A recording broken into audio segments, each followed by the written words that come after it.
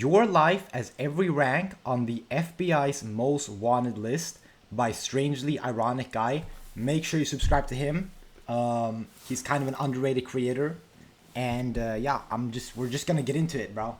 I mean, the title alone is one of the most interesting and unique things that I've ever heard of. So let's stop the yapping. Level 1, the poster. You're not on the most wanted list yet. You're on a poster at the post office that nobody reads. Bank robbery in a small town, caught on 3 different cameras, face clear as day.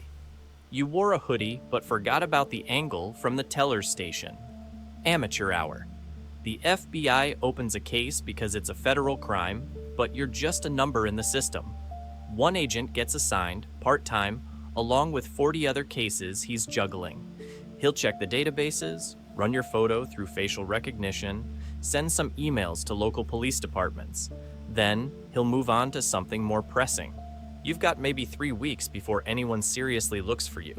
Most bank robbers get caught because they tell someone, a girlfriend, a drinking buddy, some guy they met at a bar who seemed cool. Really? That's how most robbers are caught? Are we fucking serious? Yeah, okay, yeah. Yeah, no wonder, no wonder the FBI ranks you so low, bro. You basically want to get caught. That's what it seems like. You basically want to get caught. So no wonder. You stay quiet. You don't spend the money in obvious ways. You don't suddenly buy a new car or take a trip to Vegas. The cash sits in a storage unit while you work your regular job and pretend nothing happened. 6 months pass. Your case goes cold. The agent has newer robberies to worry about. You're still wanted, technically. Oh, is he talking about a scenario where you get away with it? Oh, is that what's going on? Okay. You're not wanted actively. There's a difference.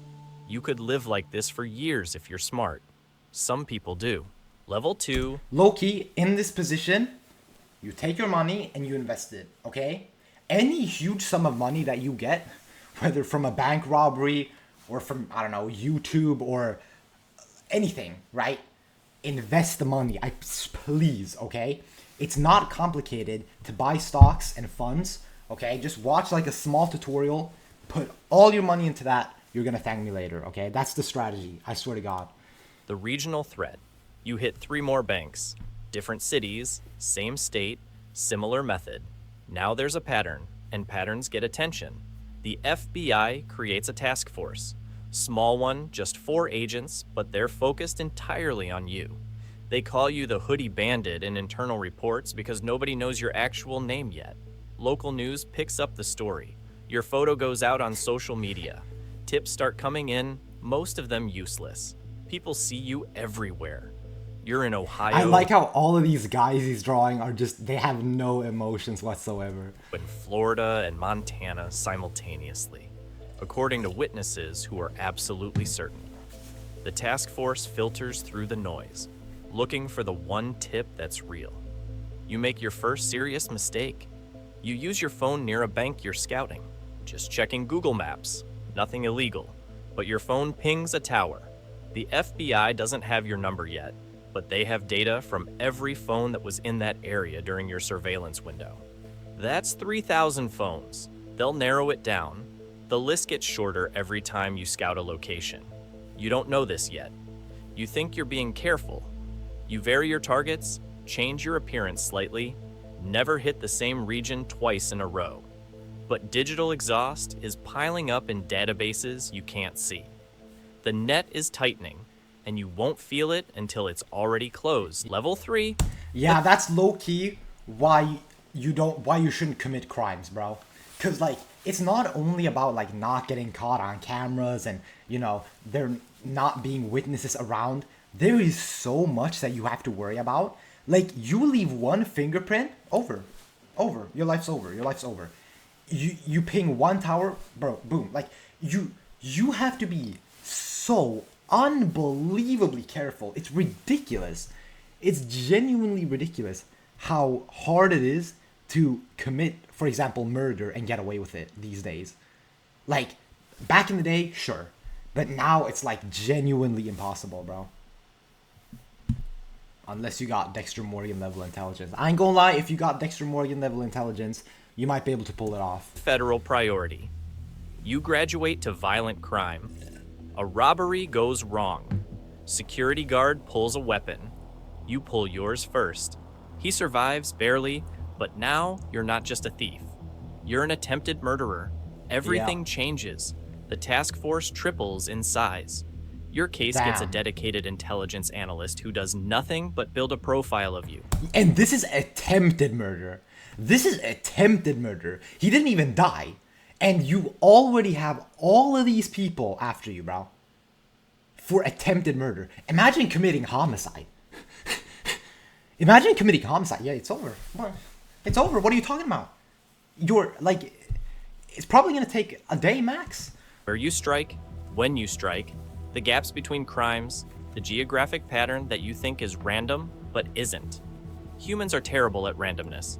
We create patterns without realizing it. The analyst sees them. Your face goes on billboards.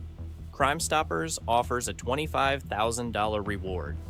Your photo is on the FBI website now, not the most wanted list yet, but you're climbing. The media gives you a better nickname, something that sounds dangerous. The news runs your story every time there's a slow news day. You become real to people. Not just a face on a poster, but a narrative. A threat in their community. Tips flood in by the hundreds.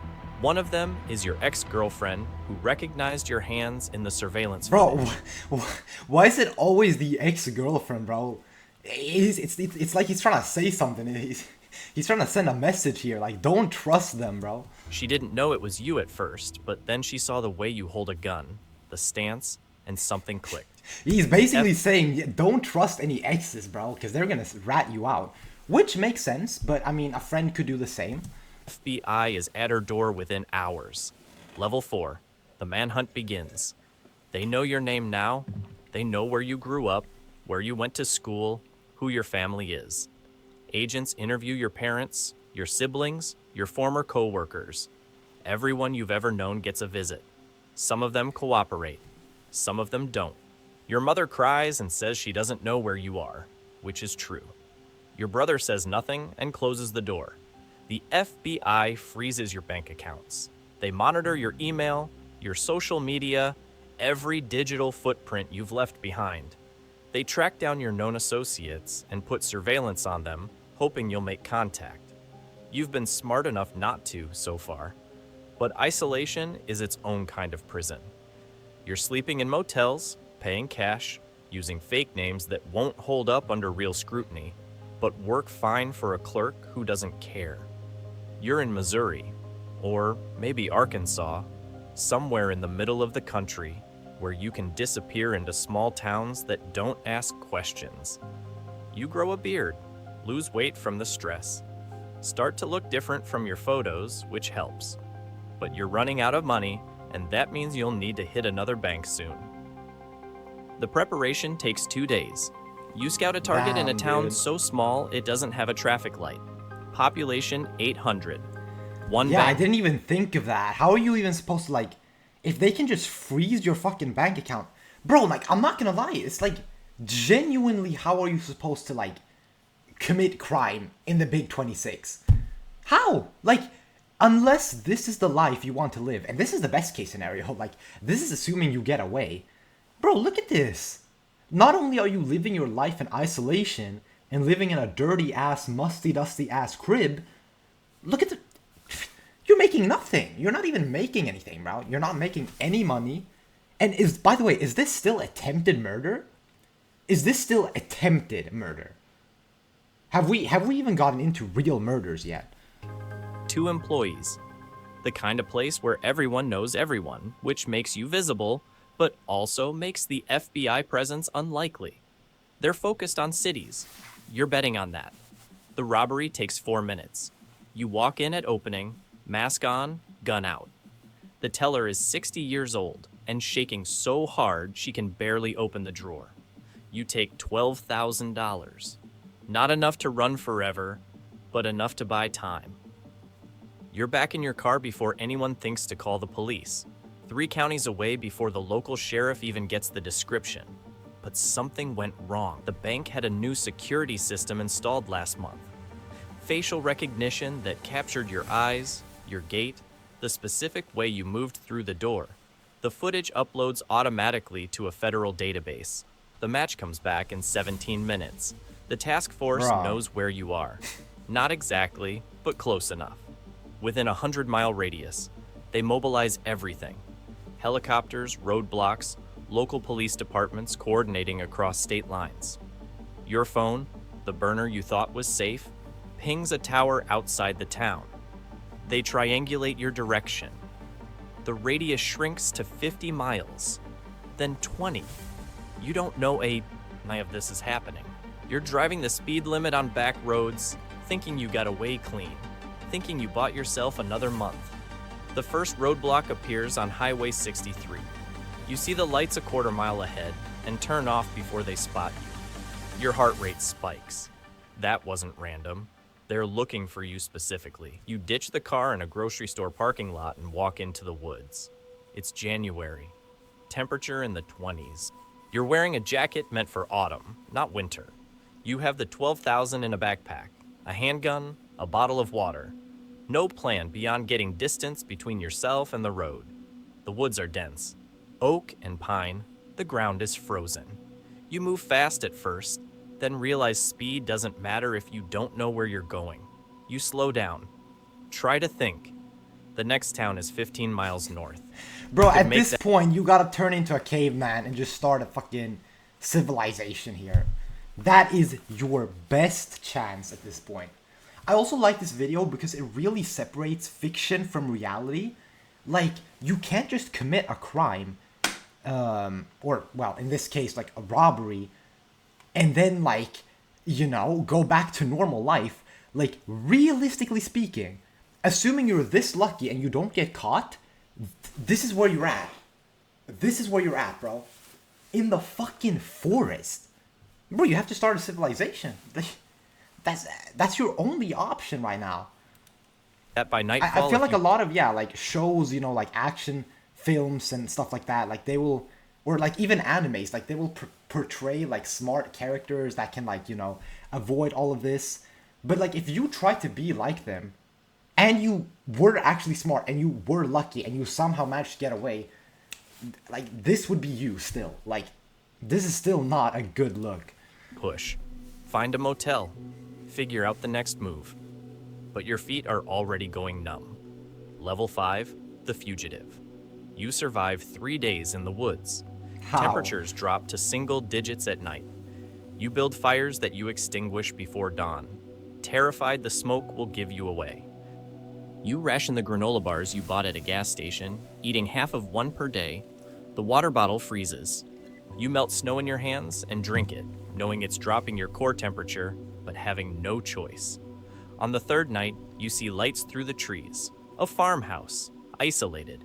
One vehicle in the driveway. You watch for an hour. No movement.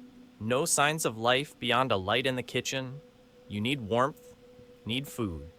Need to get out of the cold before hypothermia finishes what the FBI started. You break in through a basement window. The house is empty. Not abandoned, but the owners are gone. Vacation, maybe. You find canned food in the pantry. Yeah, once again, like, you can probably tell by this point, but like, this guy is making a lot of assumptions on how lucky you are. What do you mean the people are not home on vacation? Normally, they would be home. So therefore, normally, you would not be able to do this and steal their food. Blankets in a closet. You stay for 2 days, rationing everything, keeping the lights off, trying to become invisible. On the second day, a neighbor drives by slowly, too slowly, looking at the house like something's wrong. You leave immediately, back into the woods, back into the cold. The task force finds your fire pits, tracks in the snow that you tried to cover but couldn't eliminate completely. They bring in dogs, bloodhounds that pick up your scent and follow it through miles of forest. You hear them before you see them, baying in the distance, getting closer. You run, full sprint through undergrowth that tears at your clothes and skin. You cross a creek, hoping the water breaks the scent trail. It doesn't. The dogs adjust and keep coming. You're exhausted. Haven't eaten in a day? Your body is shutting down. The helicopter appears overhead. Thermal imaging spots your heat signature through the canopy. They vector Yo. ground units to your Yo, like, it is actually insane. He's basically saying that if you had maximum luck and maximum intelligence, you're still cooked. Look at this. They just found you using fucking, what is this, heat signatures, bro. Like a heat measurer. Damn. I guess crime is like fucking, I guess fucking wanted fugitives are no more. They're no more. location. You have maybe 10 minutes. You find a ravine and slide down, injuring your ankle on the descent. The pain is immediate and absolute. You can't run anymore. Can barely walk. The dogs arrive first. Then the handlers. Then tactical units with rifles trained on you from positions you can't see. Someone yells commands you can't process through the adrenaline and fear and cold. You raise your hands. The gun is still in your waistband, but you don't reach for it. Some part of you knows that reaching means dying. They tackle you anyway. Face in the frozen dirt. Hands zip-tied behind your back. The weight of 3 officers on your body. The helicopter is deafening now. Rotor wash kicking up leaves and ice. Someone reads you your rights, but you can't hear the words over the noise and your own breathing. You're arrested. You're caught. 15 months of running ends in a ravine in Missouri. 15 months? Your face... Wait, what? All of this was 15 months' time? In the fucking snow? He said he was out for 3 days in the forest. And going from that to 15 months is crazy. Now, like, at this point, not only do you have to be a smart criminal, apparently you also have to be a survivalist, and you're still getting arrested. You're still, like, you're not getting away anyway. Like, there is nothing you can do. Watching this video, like, I thought, okay, maybe there's actually a chance that you can get away. No. Apparently not. No. Apparently not. Pressed into soil that smells like decay. The charges scroll past you in the county jail. Armed robbery times 14, attempted murder, assault with a deadly weapon, fleeing, weapons charges. Each count carries years. Together, they carry decades. That wasn't even Your murder, public bro. defender is 26 and handling 70 cases. She's competent but drowning. She tells you the evidence is overwhelming. The surveillance footage, the DNA from crime scenes where you left sweat or skin cells, the ballistics matching your weapon to 3 different robberies. The federal prosecutor offers a deal. Plead guilty to 8 counts. Accept 40 years. Or go to trial and risk life without parole. You take the deal. The sentencing hearing lasts 20 minutes. Could you imagine having to, like, make that decision? 40 years if you plead guilty. Or maybe life for pleading not guilty and, like, maybe getting away. But let's face it, that is extremely unlikely at this point. Bro, guys, what would you choose, bro? Oh my god. Because, like, the thing is, like, 40 years is, like, just a tiny bit better than life. It's only, like, a tiny bit better. So the question is, I don't know, I feel like it probably depends on how old I am. Like, if I was, like, 18, like I am now, I would probably plead guilty and get 40 years. Which means I would be 58 when I get out, which is absolutely mind-blowing. But, like, if I was, like, if I was 58 already, 100% I'm pleading not guilty. Like, at that point, like, I'm gonna die in prison anyway. Like, it doesn't even matter. Reads the charges, asks if you understand. You say yes. He sentences you to 40 years in federal prison. No parole. You'll be 71 when you're released. If you survive that long, they transfer you to USP Leavenworth 3 weeks later. Maximum security. The bus ride takes 11 hours, shackled to 8 other inmates who don't speak. The prison appears on the horizon like a monument to failure. Concrete walls 30 feet high, guard towers at each corner. razor wire catching sunlight in a way that looks almost beautiful from a distance. You're processed, stripped, searched, issued uniforms that smell like industrial detergent, assigned a cell that's 8 by 10 feet, a toilet without a seat, a bunk bolted to the wall, a cellmate who's been inside for 19 years and stopped talking to new arrivals a decade ago. The first year is the hardest. Everything you were before this doesn't matter. Your name becomes a number. Your identity becomes a classification. Medium risk, general population, cell block D. You learn the rhythms. Count time at 5 a.m. Yo, wait, hold on. Breakfast at That's the 6. fucking... You learn the rhythm. This is the Baki prison, bro. If you haven't seen Baki, it's like an anime where like there's a bunch of like buffed up guys fighting each other. I really recommend it. This is the exact same layout. And like, yeah, they go out, they line up, and like they like police officers like call their names, I think, or numbers, because I guess they don't have names. But there was like one Baki character that was, he was so strong that like he didn't listen to the officer's commands, so he low-key just whipped him. And then he like whipped every inmate. Like, it's a crazy show, but I recommend it. Count time at 5 a.m. Breakfast at 6. Work detail at 7. The days blend together. Weeks become months, become years. You stop counting after the first 18 months. It doesn't help to count. Some inmates find religion, some find education, some find violence. You find routine. Work in the kitchen, read in the library, exercise in the yard, keep your head down, avoid the gangs, avoid the guards, avoid anything that adds time to a sentence that's already longer than most marriages. 22 years pass. You're 53 now. Gray hair, bad knees, scars from a fight you didn't start but had to finish.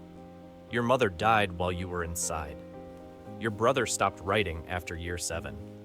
You have no one waiting for you on the outside, no life to return to, just a release date that feels both impossible and inevitable. When you finally walk out, the world has changed in ways you can't process. The technology, the culture, the way people talk and dress and move through space. You're a ghost, a relic from a different era. That too, you have bro. 600. I didn't even think about that. If you're locked up for 40 years, bro, times are gonna change. I mean, bro, 40 years ago. Wait a minute. 40 years ago, that was... Hold on, let me do the math. 1986? So let me get this straight. Assuming this whole story took place in 1986, you would get out this year. No, that is genuinely mental, bro.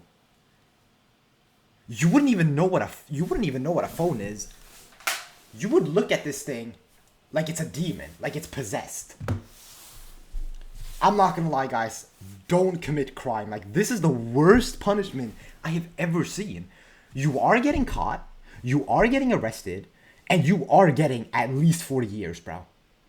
And this is the consequence of 40 years. Yeah, don't commit crime, bro. Do not commit crime. It's dollars not from worth prison it. wages, a bus ticket to a halfway house in Kansas City, a parole officer who's already skeptical. You were on a poster once, wanted by the FBI, hunted across state lines. Now you're just another ex-con trying to figure out how to buy a phone and apply for jobs that won't hire you. The most wanted list continues without you. New faces, new crimes, new people making the same mistakes you made, thinking they're smarter than everyone who came before. They're not. Nobody is. Damn. Round of applause, bro.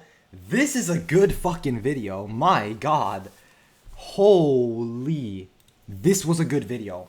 Cause this gave me, actually, like I'm a pretty down to earth person, but this actually opened my eyes even more. Literally, reality is the most harshest thing ever. It's just like he said, like all these other criminals, like they think that they're smarter, they think that, you know, they'll do better, that they'll actually get away. But bro, not only will you most most fucking likely not get away. But look at this punishment. This punishment is like unbelievable. Can you imagine? You're on the run for 15 months in the fucking forest. Okay? You're cold and you have to like basically adapt camping strategies, right? To try to survive. And it doesn't matter. They catch you anyway because they have like fucking helicopters with like heat vision and stuff. So they catch you. They arrest you. And then you're in that bitch for 40 years. Minimum 40 years. What's the point of that? Like, genuinely just hang yourself at that point. Like, you're gonna get out. Your family doesn't care about you. You don't even know what society's devolved into. Like, all these things that he mentioned. And you're just like, you know, like, it's just so cooked. And you're already like, what, 60? You're already 60? Like, maybe even older. Like, it's actually insane how punishing it is. And, oh, did I forget to mention? This is attempted murder. Okay? This is attempted murder. This is not even regular murder, okay? Nobody actually ended up dying from this story. And this was still a punishment. I'm not gonna lie, if you're gonna commit a crime, do your worst. I'm not gonna lie, just do your worst, because this is you're going to get caught and this is going to be your punishment. But yeah, anyway, make sure you subscribe to Strangely Ironic Guy. This was a really underrated video. Really interesting, really informative, really educational. And yeah, I mean, you could subscribe to me too. That would make me happy, but definitely prioritize him because I'm reacting to his video. And yeah, without further ado, I think that's your video. I'll see you in the next one. Peace!